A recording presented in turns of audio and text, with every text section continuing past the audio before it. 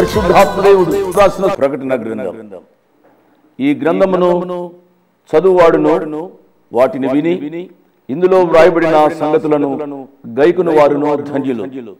ఈ సంగతులను గూర్చి సాక్ష్యమిచ్చువాడు నేను త్వరగా వచ్చున్నానని చెప్పుచున్నాడు. ఆమేన్. ప్రభువైన యేసు రమ్ము అని ఆ ప్రభువును ఆహ్వానిస్తూ ప్రకటన గ్రంథాన్ని మనం ధ్యానం చేసుకుందాం.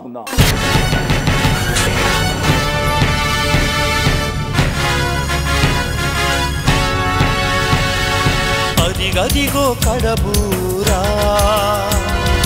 రోగునే త్వరలోనా, అదిగదిగో కడబూరా రోగునే త్వరలోనా, అదిగదిగో రారాజు రానుండే మేఘాన, అదిగదిగో రారాజు రానుండే మేఘాన, ఇక వేదన బాధకు వీడ్కోలు, ఇక వేదన బాధకు వీడ్కోలు, మరో యుగాల జగాల సంఘ వేడుకలు నేడే నీకు ఆహ్వానం. శుద్ధుడవవు యేసు రక్తాన, శుద్ధుడవవు యేసు రక్తాన, రేపటి యుగాల ప్రతి అడుగు తెలుసుకో ప్రకటన గ్రంథ ధ్యానానా, తెలుసుకో ప్రకటన గ్రంథ ధ్యానానా, తెలుసుకో ప్రకటన గ్రంథ ధ్యానానా. క్రీస్తు పరిశుద్ధ నామాన్ని బట్టి మీ అందరికీ శుభాశిషులు. ఎలా ఉన్నారు? బాగున్నారు? మానవుని జీవితంలో ఉన్న ఆశ, ఎవ్వరికి జరగని గొప్ప కార్యాలు నా జీవితంలో జరగాలి, అందరికంటే ఎక్కువగా నేను ఆశీర్వదింపబడాలి అనే ఆశ అనే ఆలోచన ఉంటుంది. అది మన జీవితాల్లో జరగాలి అని అంటే మనము ఎలాంటి పాపము చేయకుండా, ఇతరుల పాపంలో మనం పాల్గొనకుండా మనం జీవించాలి. ప్రాముఖ్యంగా దేవుని వాక్యానికి మనం విధేయులుగా జీవించాలి. ఇంత గొప్ప ఆత్మీయ సత్యాన్ని మనం తెలుసుకొని సర్వలోకానికి సువార్త ప్రకటింపబడే విధంగా ఇంత ఆత్మీయ సత్యాన్ని మనం తెలుసుకొని రక్షణ పొందాలి అని అంటే ఇంత గొప్ప అవకాశాన్ని సద్వినియోగం చేసుకొని కోట్లాది ప్రజలు ఈ రక్షణ సువార్త వినేటట్టు వారు వెళ్ళలేకపోయినా వెళ్ళేలాంటి యేసు అనుచరుల పరిచయాన్ని ప్రోత్సహించి బలపరిచిన మా ప్రియులు, మా ఆప్తులు Mr and Mrs Solomon Rajesh గారు మరియు స్రవంతి గారు, వారు పంజాబ్ స్టేట్ వాస్తవ్యులు, వారి కొరకు ప్రత్యేకంగా ప్రార్థిస్తాం. కృపా సత్య సంపూర్ణుడైన దేవా, జీవం కలిగిన మా దేవా, మీ పరిశుద్ధ పాదాల దగ్గరికి సోలమన్ రాజేష్ గారిని, స్రవంతి గారిని తీసుకొని వస్తున్నాం తండ్రి. వారిని ప్రభువా మీరు ప్రేరేపించి, మీరు బలపరిచి, మీరు ప్రోత్సహించిన విధానాన్ని బట్టి మీకు స్తుతులు, స్తోత్రాలు. దేవుడి యందు విధేయులుగా మనం జీవిస్తే దేవుడు ఎంతైనా హెచ్చించే దేవుడు అనే ఆత్మీయ సత్యంలోకి వారిని నడిపించారు. వారు అనేకులు నడిపింపబడాలి అని కలిగిన గొప్ప ఉద్దేశాన్ని బట్టి మీకు స్తుతులు, స్తోత్రాలు. ప్రభువా వారు పంజాబ్ రాష్ట్రంలో ఉన్నప్పటికీ మీ వాక్య పరిచర్య తెలుగు ప్రజల మధ్య వర్ధిల్లాలి, ఫలించాలి, మీ గొప్ప ప్రేమ అనేకులు తెలుసుకోవాలని ఒక ఉద్దేశాన్ని బట్టి మీకు స్తుతులు, స్తోత్రాలు. సోలమన్ రాజేష్ గారిని, స్రవంతి గారిని మీరు దీవించి ఆశీర్వదించండి. స్రవంతి గారి గర్భఫలం కొరకే మేము ప్రత్యేకంగా ప్రార్థిస్తున్నాం. మీరు వారిని దీవించి ఆశీర్వదించమని, అదే విధంగా తల్లి గారు తాయారమ్మ గారి ఆరోగ్యం కొరకే మేము ప్రార్థిస్తున్నాం. సహోదరుడు జోషి బాబు గారికి ప్రభువా పెళ్లి గురించి మేము ప్రార్థిస్తున్నాం. ఈ కుటుంబాన్ని అంతా మీరు నిండుగా మెండుగా దీవించి ఆశీర్వదించమని మేము బ్రతిమలాడుతున్నాం. ఈ కుటుంబానికి ఈరోజు వాక్యం వింటున్న బిడ్డలకి, వాక్యం విని రక్షణ తీర్మానం తీసుకోబోతున్న బిడ్డలకి మీ ద్వారా ప్రేరేపింపబడి ఇస్తున్న వాగ్దానము, ఆజ్ఞ, సూక్తి తండ్రి, భూమి మీద ఎక్కడైనాను ఏ జనంలోనైనాను చేయబడని అద్భుతములు నీ ప్రజల ఎదుట చేసేదను. నిర్గమాకాండం 34వ అధ్యాయం 10వ వచనం, ఆజ్ఞ, పరుల పాపంలో పాల్గొన్నవాడై ఉండకము. తిమోతి గారికి రాసిన మొదటి పత్రిక 5వ అధ్యాయం 22వ వచనం, సూక్తి, స్నేహం అనేది జీవితంలో అత్యంత మధురమైన ఆనందాలలో ఒకటి. స్నేహితుడు కనుగొనకపోతే చాలా మంది తమ కష్టాలు చేదు కింద విఫలమై ఉండవచ్చు. తండ్రి, ఈ సూక్తి మా జీవితాల ఆత్మీయ మేల్కొల్పు తెచ్చి ఈ ఆజ్ఞానుసారంగా జీవించి ఈ వాగ్దానం మా జీవితాల్లో, ఈ వాక్యం వింటున్న బిడ్డల జీవితాల్లో ఈ వాక్యం విని రక్షణ తీర్మానం తీసుకోబోతున్న జీవితాలు, అతి ముఖ్యంగా ప్రభువా పంజాబ్ రాష్ట్రంలో ప్రభువా పంజాబీల మధ్య ఈ తెలుగు బిడ్డల్ని ప్రభువా మీరు దీవించి ఈ వాగ్దానం ఎక్కడైనాను ఏ జనంలోనైనాను చెయ్యబడని అద్భుతాలు వీరి కుటుంబాలలో చేసి ప్రభువా నీ ప్రజల యందు వారి జీవితంలో ఒక గొప్ప కార్యాలు చేసి ఈ కుటుంబాన్ని మీకు మహిమార్థంగా తీర్చిదిద్ది బలపరిచి నడిపించమని ఈ కుటుంబం ప్రభా మిస్టర్ అండ్ మిస్సెస్ సాల్మన్ రాజేష్ గారిని, స్రవంతి గారిని దీవించి ప్రభా ఈ సంవత్సరంలో వారి జీవితంలో గొప్ప కార్యం చేసి గర్భఫలము దయచేసి నిండుగా మెండుగా దీవించమని యేసు నామం అడిగి వేడుకుంటున్నాము తండ్రి, ఆమేన్. ఈనాడు నేను ఇంత సింగింగ్లో ప్రాచుర్యం పొందాను అంటే జోషి గారి యొక్క ప్రార్థన ఫలితం, ఆయన వాక్యం ద్వారానే, ప్రేమధార వాక్యం ద్వారా నేను ప్రభువుని తెలుసుకుని ఆయనను నా సొంత రక్షకుడుగా అంగీకరించాను.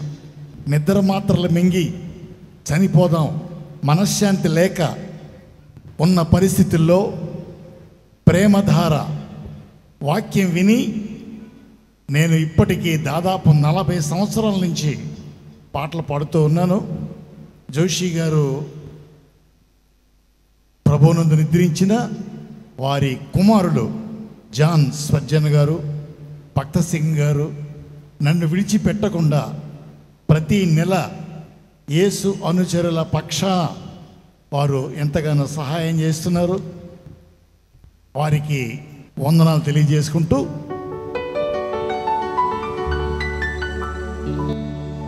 నీ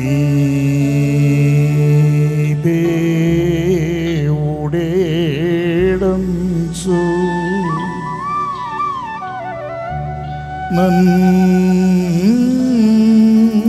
నన్నడుగు సున్నారు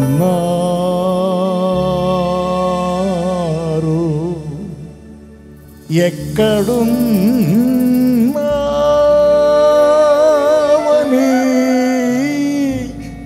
చెప్పను ఎలా ఉన్నావని చూపను.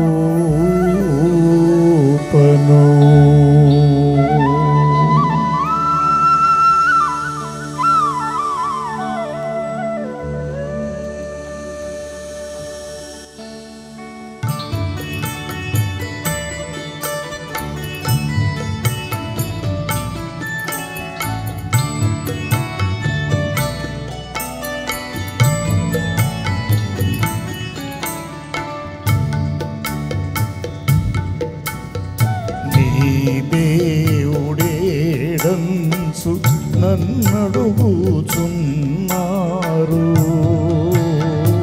ఎక్కడున్నావని చెప్పను ఎలా ఉన్నావని చూపను. యేసు ఎక్కడున్నావని చెప్పను ఎలా ఉన్నావని చూపను.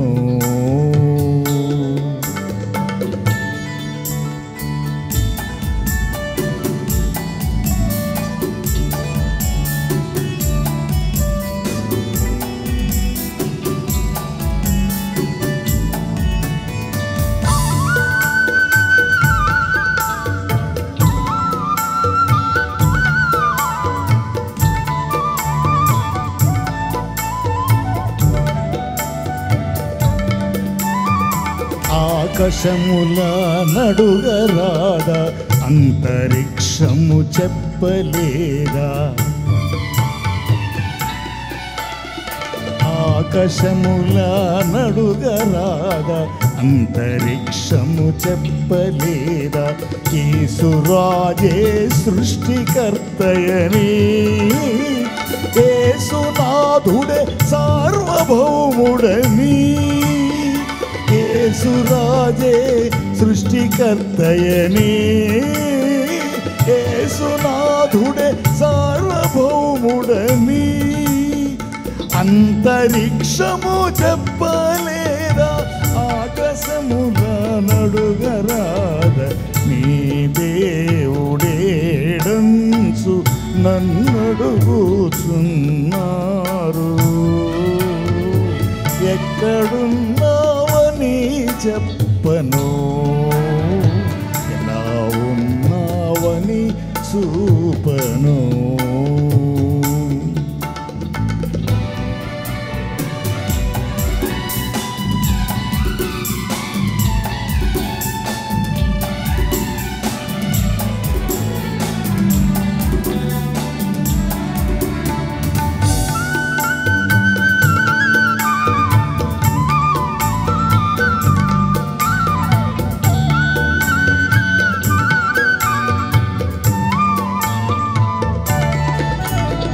నక్షత్రముల నడుగరాదా, సాక్షులై అవి చెప్పలేవా?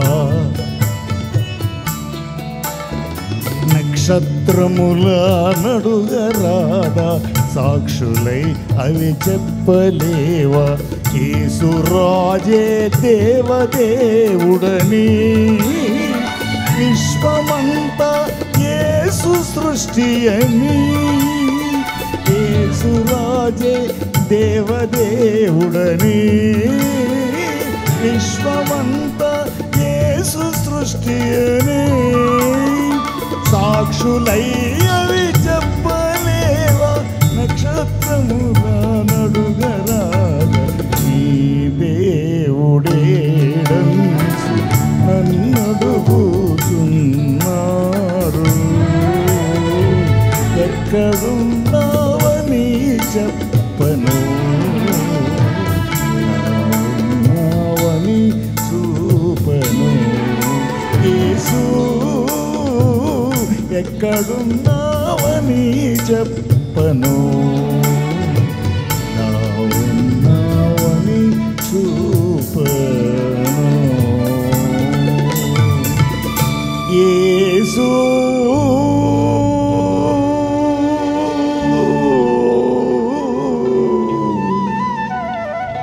ఎక్కడున్నావని చెప్పను.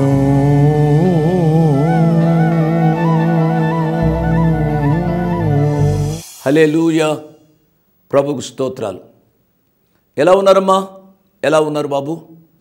ఇంట్లో పరిస్థితులు బాగా ఉన్నాయి కదూ? ఈ ధ్యానాల ఫలితంగా ఏమిటి అనగా, వ్యక్తిగతంగా మీరు రక్షింపబడాలి, కుటుంబ పరంగా మీరు రక్షింపబడాలి. అనగా భార్య భర్తలు బిడ్డలు రక్షణ పొందడం యెహోషువ గారితో కలిసి ఆ మాట చెప్పడానికి అవకాశం ఉంటుంది. నేనును నా ఇంటి వారును యెహోవాను సేవించదము. అవును, మనము మన బిడ్డలతో కలిసి యెహోవాను సేవించే అనుభవంలోనికి మనం రావాలి. ప్రియులరా, అది అంత సులభతరం కాకపోవచ్చు, కానీ అది నీకు నాకు అసాధ్యం, ప్రభువుకు అసాధ్యం కాదు కదూ. ఒక క్షణంలో ఆయన మార్చగలిగిన ప్రభు, మనను మార్చాలని ఆయన నిత్యము ఆశిస్తున్నారు. కానీ మన యొక్క స్వచిత్తాన్ని నెరవేర్చుకుంటూ మనం ఆయనకు దూరంగా జీవిస్తున్నాం.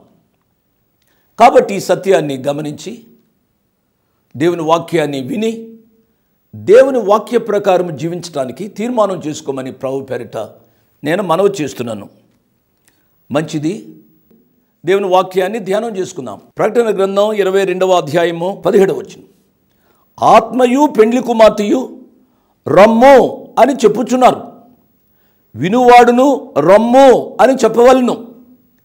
దప్పికొనిన వానిని రానిమ్ము, ఇచ్చేయించు వానిని జీవజలమును ఉచితముగా పుచ్చుకొననిమ్ము. ఆత్మయు పెండ్లి కుమార్తెయు రమ్ము అని చెప్పుచున్నాడు. పెండ్లి కుమార్తె అంటే సంఘం. ఈ సంఘంలోనికి రక్షింపబడి ఒక వ్యక్తి రావాలి అనగా పరిశుద్ధాత్మ దేవుని యొక్క కార్యం అంతరంగంలో జరగాలి. పాపమును గూర్చి, శాపమును గూర్చి, నీతిని గూర్చి ఒప్పింపజేయవాడు పరిశుద్ధాత్ముడు. ఆ పరిశుద్ధాత్మ దేవుడు ఒప్పుదల కలుగు చేస్తే యేసు ప్రభు యొక్క పాదాల దగ్గరికి వచ్చి, ప్రభువా నన్ను క్షమించుమని అడుగుతాం కదూ. నా యొక్క వ్యక్తిగత జీవితంలో ఆ కృపా కార్యాన్ని ప్రభువారు చేశారు అండి. అదే కృపా కార్యాన్ని నీ జీవితంలో కూడా చేయాలని ప్రభు ఆశపడుతున్నాడు. ఎన్ని పర్యాయాలు ఆత్మదేవుడు నీ యొక్క జీవితంలో ఉన్న పాపాన్ని ఒప్పింప చేయలేదు, నువ్వు తాత్కాలికంగా ఒప్పుకున్నావు, తదుపరి మరలా పాపం చేస్తూ వచ్చావు. ఈ దినంలో ఆ పరిశుద్ధాత్మదేవుడు నిన్ను ప్రేమించారు. ఆయన మాట్లాడుతున్నారు. ఆత్మయు పెండ్లి కుమార్తెయు రమ్ము అని చెబుతున్నాడు. కాబట్టి ప్రయాసపడి భారం మోసుకునుచున్న సమస్త జనులారా నా ఎదుగు రండి అని ఆహ్వానిస్తున్నాడు. రమ్ము అని చెబుతున్నాడు అనగా పాపాన్ని విడిచిపెట్టి ఆయన సాన్నిధ్యానికి రమ్మని పిలుస్తున్నాడు. ఇది గొప్ప ఆహ్వానమని ఈ సమయంలో గ్రహించాలని నేను మనవి చేస్తున్నాను. వినువాడును రమ్ము అని చెప్పవలను, వినేవారు కూడా రండి, యేసు ప్రభు యొక్క పాదాల దగ్గరకు రండి. రమ్ము అని చెప్పడం మాత్రమే కాదు, ఏమంటున్నాడు? దప్పికొనిన వారిని రానిమ్ము, ఇచ్చేయించు వారిని జీవజలమును ఉచితముగా పుచ్చుకొననిమ్ము. యోహాను సువార్త 7వ అధ్యాయంలో ఈ రీతిగా వ్రాయబడి ఉంది. యోహాను సువార్త 7వ అధ్యాయము 37వ వచనాన్ని నేను చదువుతున్నాను. ఆ పండుగలలో మహాదినమైన అంచెదినమున యేసు నిలిచి, జాగ్రత్తగా వినండి, ఎవడైనను దప్పిగొనిన ఎడల నా ఎదుగు వచ్చి దప్పి తీర్చుకునవలెను. ఏమని రాయబడింది ఇక్కడ? నేను చదివింది దప్పిగొనిన వానిని రానిమ్ము. యేసయ్య ఏమంటున్నాడు? ఎవడైనను దప్పిగొనిన ఎడల నా ఎదుగు రావాలి, నా ఎదుగు వచ్చి దప్పి తీర్చుకునవలెను. ఆధ్యాత్మిక దాహం నీకు జీవితంలో కలిగితే ఇదే అనుకూల సమయం, ఇదే నీకు ఆధ్యాత్మిక దాహాన్ని తీర్చే దినమని గ్రహించాలని ప్రభు పేరిట నేను మనవి చేస్తున్నాను. ఆలస్యం చేయవద్దు. ఏమని వ్రాయబడింది ప్రియులరా? ఇచ్చేయించు వానిని జీవజలమును ఉచితముగా పుచ్చుకొననిమ్ము. నీకు ఆధ్యాత్మికంగా దాహం తీర్చే ఆ జలము కొరకు నీవేమి ఇవ్వవలసిన పనిలే. అదే యెషయా భక్తుడు ఈ రీతిగా చెప్పాడు అండి. యెషయా గ్రంథం 55వ అధ్యాయంలో చూసినట్లయితే రాయబడిన మాట ఏమిటనగా, బైబిల్ని వారు క్విక్గా చూడండి. యెషయా గ్రంథము 55వ అధ్యాయంలో ఈ రీతిగా వ్రాయబడి ఉంది. దప్పిగొనిన వారులారా నీళ్ల యొద్దకు రండి, రూకలు లేని వారులారా మీరు వచ్చి కొని భోజనము చేయడి. రండి, రూకలు లేకపోయినను ఏమియు ఇయ్యకయే ద్రాక్షారసమును పాలను కొనుడి. ఎటువంటి ఆహ్వానం అండి ఈ ఆహ్వానం! నీవు ఏది కొనాలి అన్నా ఎంతో కొంత డబ్బు చెల్లించాలేమో, కానీ ఆ రక్షణ ఉచితం. దేవుని నామానికి స్తోత్రం. నిన్ను పరలోకానికి చేర్చే ఆ రక్షణ అనుభవం ఆ ప్రియ ప్రభు ఉచితంగా ఇస్తాను అంటున్నాడు. అది ఉచితంగా వస్తుంది కాబట్టేమో ఈనాడు మనుషులు చాలా తేలిగ్గా చూస్తున్నారు. ప్రియులరా, దేవునికి వాక్యం సెలవిస్తుంది, దప్పిగొనిన వానిని రానిమ్మో, ఇచ్చించు వానిని జీవజలమును ఉచితముగా పుచ్చుకొననిమ్ము. మంచిది. 18వ వచనం, ఈ గ్రంథమందున్న ప్రవచన వాక్యములను విను ప్రతి వానికి నేను సాక్ష్యం ఇచ్చినదేమనగా, ఎవడైనను వీటితో మరి ఏదైనాను కలిపిన ఎడల ఈ గ్రంథములో వ్రాయబడిన తెగుళ్ళు దేవుడు వానికి కలుగు చేయను. ఎవడైనను ఈ ప్రవచన గ్రంథమందున్న వాక్యములలో ఏదైనాను తీసివేసిన ఎడల దేవుడు ఈ గ్రంథములో వ్రాయబడిన జీవవృక్షములోను పరిశుద్ధ పట్టణంలోను వానికి పాలు లేకుండా చేయను. ఈ మాట చదువుతూ ఉంటే ద్వితీయోపదేశ కాండంలోంచి ఒక మాట జ్ఞాపకానికి వస్తుంది. ద్వితీయోపదేశ కాండం 4వ అధ్యాయము 2వ వచనం చూడండి. మీ దేవుడైన యెహోవా ఇచ్చిన ఆజ్ఞలను మీకు ఆజ్ఞాపించుచున్నాను, వాటిని గైకొనుటయందు నేను మీకు ఆజ్ఞాపించిన మాటతో దేనిని కలుపకూడదు, దానిలో నుండి దేనిని తీసివేయకూడదు. ఆ ప్రియులరా, కాబట్టి ప్రకటన గ్రంథాన్ని ఇంతవరకు మనం ధ్యానం చేశాం. దీనిలో ఏమీ కలపొద్దని ప్రభు పేరిట నేను మనవి చేస్తున్నాను. దీనిలో ఏమీ తీసివేయొద్దని ప్రభు పేరిట మనవి చేస్తున్నాను. మన సొంత వ్యాఖ్యానాలు చేయవద్దు, మన ఊహాతీతమైన వ్యాఖ్యానాలు చేయవద్దు, మనుషులను ఒప్పించాలని మెప్పించాలని మన సొంత పెడార్థాలు చెప్పుకోవద్దు. దేవుని వాక్యం పరిశుద్ధమైన వాక్యం, జీవితాలను మార్చే ఈ సజీవ వాక్యం. ఈ వాక్యాన్ని ప్రార్థనాపూర్వకంగా చదివితే చాలు. నేను మనవి చేస్తున్నా, మీలో ఎంతమందికి శక్తి ఉంటుందో, ఎంతమందికి వీలు పడుతుందో మోకాళ్ళపై దేవుని వాక్యాన్ని చదవడం అభ్యాసం చేసుకునండి. దేవుడు మిమ్మల్ని దీవిస్తాడు. బ్రదర్, మాకు సమయం లేదు, అనుకూలత లేదు అని మీరు అంటే అనవచ్చు, నేను కాదనటంలే.